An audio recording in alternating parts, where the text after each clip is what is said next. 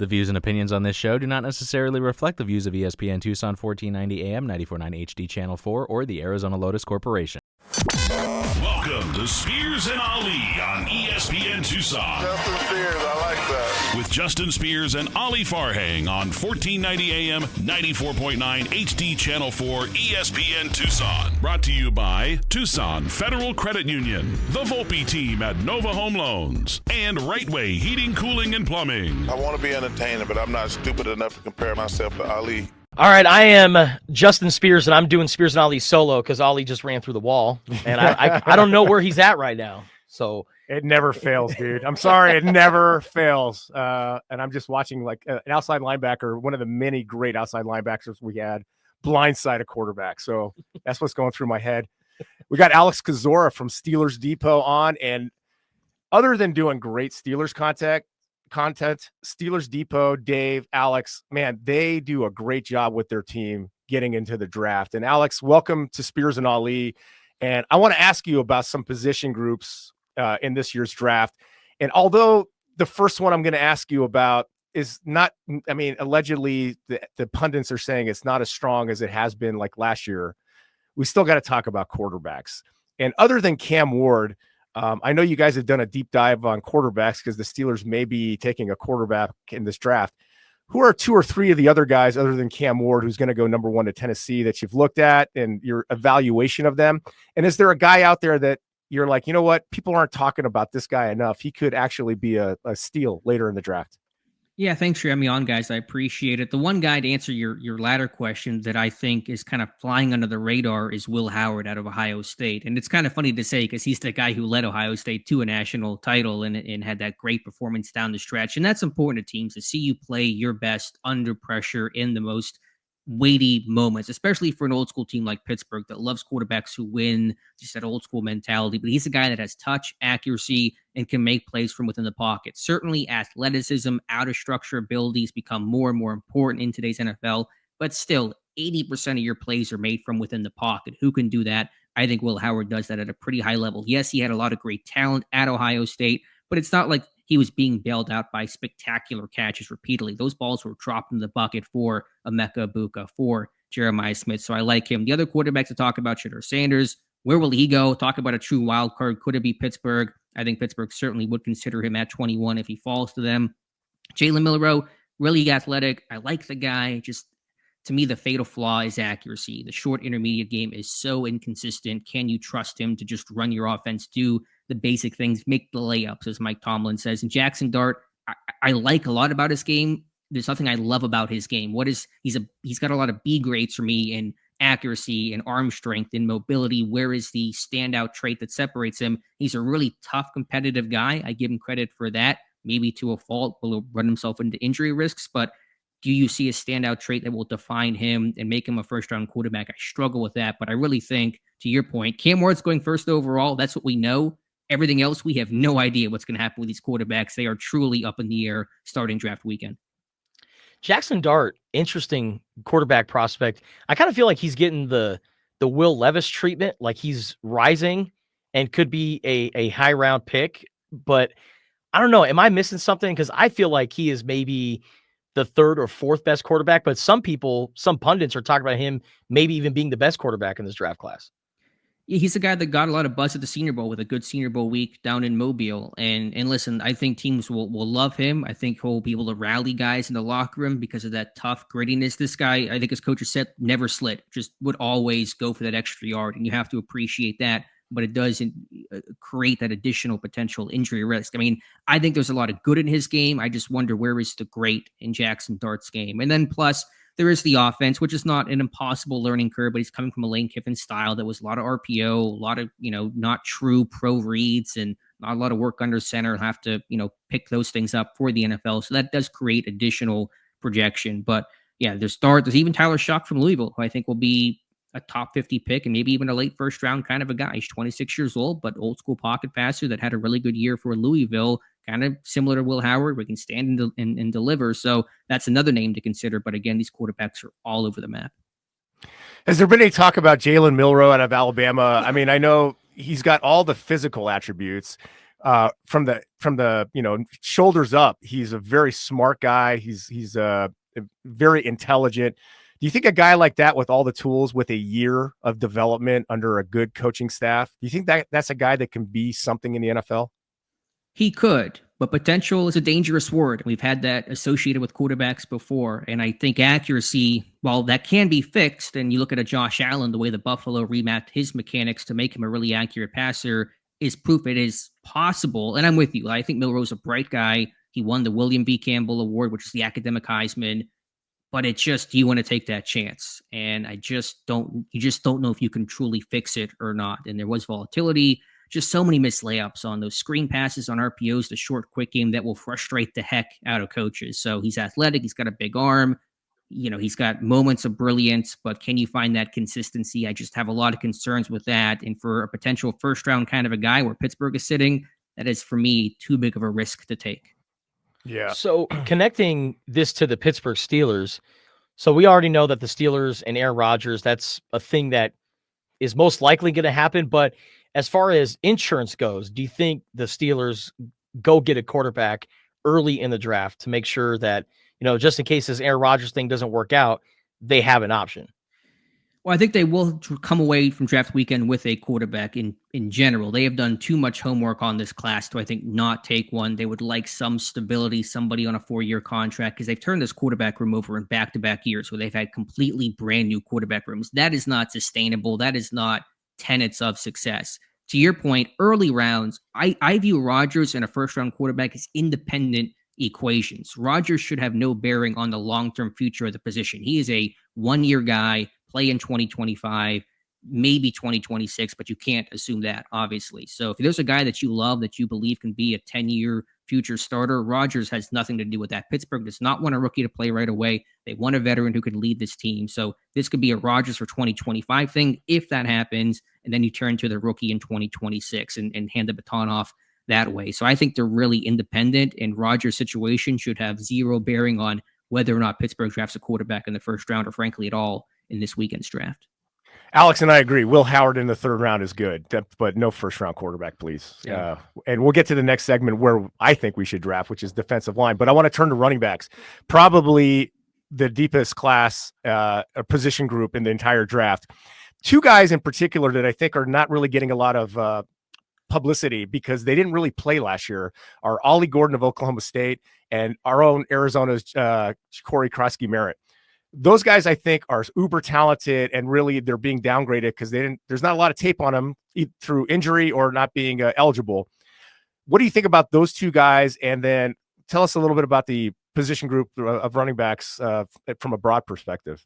Sure. If this was Ollie Gordon of 2023, he might be one of the first 2-3 backs taken. I mean, he had that spectacular 2023 season with the Cowboys, and then he had injuries and maybe some off the field type stuff happened in 2024 that really hampered his production. So he's kind of, to me, that older school model for Pittsburgh, specifically that big back, not going to have a ton of speed, but can handle the workload. I think Pittsburgh is looking for a more dynamic type of running back, somebody that can hit the home run. They have shown interest in Gordon. He came in for a visit, but I think he'll be more of a fallback option, considered a day 3 guy. Yeah, with Krosky-Merritt, you guys can probably explain his situation better than me, but he played one game for Arizona this year, I think the season opener. There was the eligibility concerns. He didn't play the rest of the season. He had good tape at New Mexico the year before. I believe he went to the Shrine Bowl, had a good week there. So it is kind of it's a pretty unique situation what he's been in, and a deep running back class is likely to push him down, but there could be really good day 3 value there for a guy who flew under the radar given his unique circumstances in 2024. But as you said, Allie, it's a really strong running back class, top to bottom. Ashton Genty, man, what a fun player to watch. I mean, just a true top talent in this year's class. Travion Henderson is a home run hitter from Ohio State, but you got mid-run options. RJ Harvey from Central Florida. I'm a big fan of Devin Neal from Kansas, the Jayhawks all-time leading rusher. It is just a loaded group for running back, which is good because Pittsburgh needs a running back, and they've done their homework. They brought in 9 running backs for pre-draft visits, the most of any position group, even more than defensive line, even more than quarterback. They will draft a running back, probably in the 3rd round. Question of just who will be that guy. Speaking of guys that ran all over Arizona's defense, RJ Harvey, I'm glad you brought him up, and Neal from Kansas State. Harvey, to me, I just keep going back to him over and over again. I know he's like 5'8", 5'9", but he's 200 pounds. He runs with power. He's got speed. You see like a guy like that, maybe is he being maybe underrated a little bit because of his size? And, could he be the third best running back in this draft? It's open. We love a short king. He's about as tall as me. And so I always appreciate that. But he's a lot faster than me. I mean, this guy's speed is legitimate. He runs with good, he's not with a lot of power, but there's good contact balance. So fight for extra yards. He can catch out of the backfield. And he was a playmaker at Central Florida. So is he going to be the third best back? It's a really good class. You got a Marion Hampton, Travion Henderson, his teammate at Ohio State, Quinshon Judkins. But I think I had Harvey as my number 5 running back in this year's class. And so he also fits that mold of that big play dynamic running back Pittsburgh is looking for. But I like Devin Neal too. Really well-rounded game. He can catch. He can, make plays in space. He's a guy that was uber productive at Kansas. And I think will be a really good pro, I should say. So I think it's hard to go wrong in a running back class like this. There are just a ton of options to choose from. You and Dave talked about this on the Steelers Depot, I think a week or two ago, but when you've got a position group that's this deep, do you think NFL teams wait longer in order to draft those guys because they know there's so much quality out there? Or do you think that it's irrelevant and they just take the guy when they think they can get him?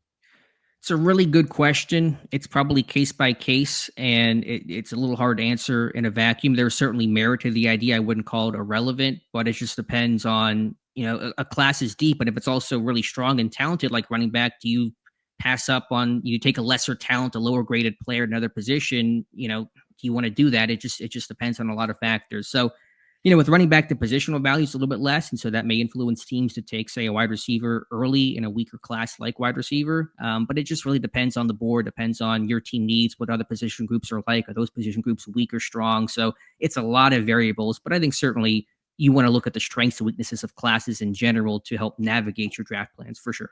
We got Alex Kozora from Steelers Depot talking about the NFL draft. And Alex, just talking about, specifically the Arizona Wildcats. Tetairoa McMillan, wide receiver, he's a guy that can go anywhere from number 8 overall to number 20. Like his range is pretty interesting. Before we talk about, some of the other Arizona Wildcat prospects, just curious, what's your assessment of T-Mac as a player? Yeah, I like Tetairoa McMillan. I mean, he's height, he's contest catch. He's a guy that obviously was ultra productive. I kind of like the story too. I know Arizona's quarterback was his high school quarterback, and McMillan, I think, followed him to Arizona. And so for those guys to play their whole careers in high school and college together is, I think, really, really interesting. This receiver class, though, is just weaker overall. And I wonder with a guy like McMillan, I think he's a smooth guy. I don't think he's a super stiff, linear guy like some of the big receivers who come out. But is he a true number 1 that can really become the focal point of your passing game? I do question that. And that's kind of my qualification needed to be a number 1 receiver, a first-round pick, is can I run my whole offense through you? And I do wonder if McMillan is quite going to reach those ceiling and those highs that, last year's class could reach of Brian Thomas and Malik Neighbors and Marvin Harrison Jr. So, could he be the first guy taken? For sure.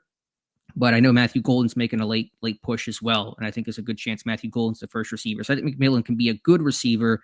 I'm not sure if he'll be a great receiver, but I think if you get good value on him in that maybe later first round, if he falls a little bit, that's more appropriate for him. I just want to give you a round of applause, Alex. Like, honestly, I am so happy because you're a guy that's on the East Coast and you didn't call him Tet. You called him McMillan. You called him Tetairoa. Like so many Where did guys Tet come from? I know that's the thing. Like Tet's not a thing at all, right?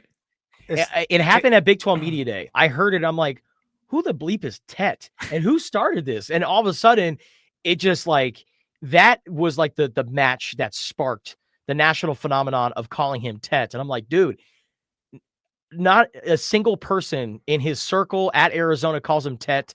It's Tetairoa. It's T-Mac, it's Nalo. Like, to me, that's just so lazy. Like, it's almost like me calling you Al. Who calls you Al, Alex? Like, it's crazy. Yeah, I'm on a mission, and I've been trying to reach Todd McShay. I subscribe to his report and everything. He does great work. I even sent an email to Life Advice and Ryan Russillo because they're doing something for the draft. I'm like, please ask Todd McShay to stop calling him Tet. It's driving all of Arizona Wildcats fans crazy. And I knew I didn't even tee Alex up. He did it. He's good at his job, man. He's not lazy. He can say the Aroa. Yes. It's not just Ted. He can say, he can Right. use the words. Man of the people, Alex Kozora. Thank you There for you go. Yeah. But another Arizona prospect, Jonah Savinaya, offensive lineman. He played mostly tackle at the U of A, but kind of more projected as a guard. I like him as a right guard, and it kind of gets me giddy thinking about him getting drafted by the Detroit Lions and having him paired up with Penei Sewell on that right side. I think they could do a lot of damage there. But what's your assessment of Big Jonah? Yeah, our scouting report. I didn't personally write the report on him on Seals Depot. We have over 350 total scouting reports. The whole team has done a great job this year, but they were high on him. They gave him a 3rd-round grade. They love the starting experience. Like you said, played tackle. I think played a bit of guard early in his career as a freshman, Yep. and then ended up playing a tackle for them, but probably will kick inside. But he's got size, he's got strength, he's got length, and so just seems like a really quality pro. I think NFL coaches I've read have been really just impressed with his professionalism, his makeup, just a clean projection. And obviously, there is no sure thing at the NFL level. There is no safe prospect, but the less projection you can have on these guys, especially offensive linemen, the better, the more comfortable teams will be in the higher ranked you'll be on teams' boards. And so he just seems to be a solid pro that can run block and pass protect. No big weaknesses, has size, durability, just being available too. We kind of overestimate or we forget about how important it is just to be available for an offensive lineman, not to have the injury concerns. He seems to be pretty strong there and pretty clean across the board. So probably day 2 type of guy. I don't know exactly where he's going to go in terms of team, but seems to be a really quality prospect for the NFL level. I mean, I told you, man, Alex and his team, these guys do an amazing job. He lives in Pittsburgh. He covers the Steelers. They've done over 350 draft profiles, and you just throw out names, and he's like, he knows, he's right on it. He knows that Jonah Savinaya from Arizona started at guard in his freshman year. I mean, that's pretty impressive. I want to turn to defensive line because I know us guys that follow the Steelers Depot, we're looking intensely at it because we still think the Steelers are looking intensely at it. I think Mason Graham's my favorite guy from Michigan. Definitely. He's going to be long gone by the time the Steelers draft at 21. So other than that, tell us a little bit about the position, another strong position group in this draft, the defensive line. It's an excellent group, which is good because, like you said, this is a position of need for Pittsburgh. You allow 299 to the Ravens. I think you made this comment off air that you allow 299 to Baltimore in the playoffs. You better really look at yourself as your Pittsburgh because those are things the Steelers just do not typically do. So it is a really good group. Beyond Mason Graham, the big 3, Ole Miss's Walter Nolan, Oregon's Derek Carmen, the other Michigan kid, Kenneth Grant, the big Michigan kid, the big nose tackle, I think will be on Pittsburgh's radar. Nolan has had less overt interest, so I think he's less likely, may not be a great scheme fit for somebody who can really anchor in 2-gap and play the run. I think Carmen and Grant are squarely on Pittsburgh's board, but it is a really strong D-line class overall. So if Pittsburgh does hypothetically go quarterback in round 1, say Shedeur Sanders, and they have to wait until the 3rd round, you have Toledo's Darius Alexander, you have Joshua Farmer from Florida State, you have just a lot of good round 3, round 4 type of defensive lineman. If Pittsburgh were to trade down in the 1st round, hypothetically, I like Ohio State's Tyleik Williams, maybe the best run stuffer in the NFL draft, but can offer a little bit of pass rush juice as well. There's Texas's Alfred Collins, who feels like a Steeler defensive lineman that's big and long and is stout against the run as well. And so this D-line group, I think, is the strongest position group of any in the NFL draft, maybe right up there with running back. And so Pittsburgh could double dip, but there's certainly a lot of candidates for Pittsburgh, and they've taken a hard look at a lot of defensive linemen in the 1st and especially in the mid rounds. Alex, I want to ask you one last question. And it's Omar Khan, the general manager of Steelers, calls you, and he's like, Alex, I really need your advice here. I've always been fascinated about teams that draft for need versus the best player. So like if the Steelers at 21, they don't need any help at tight end, but Tyler Warren from Penn State, I think is one of those guys that are like the blue chip, sure thing could be good in the NFL. Alex Kozora, the GM, are you drafting for need or are you drafting for talent? You're the best player available, or are you just hoping they line up? What's your philosophy? Well, I'll say if Omar Khan is calling me for draft advice, Steeler fans are in trouble. There's some problems if Omar Khan's asking my opinion. It's a great question, and it's the ultimate one. And I know that every team says, we're never going to reach, we're never going to draft for need. Every team drafts for need. Every team drafts for something. Rookies don't sit for 3-4 years anymore, not even in Pittsburgh. They used to have that old school model of rookies sit, and remember Cam Hayward sat his first 2 years. That has changed, generally speaking.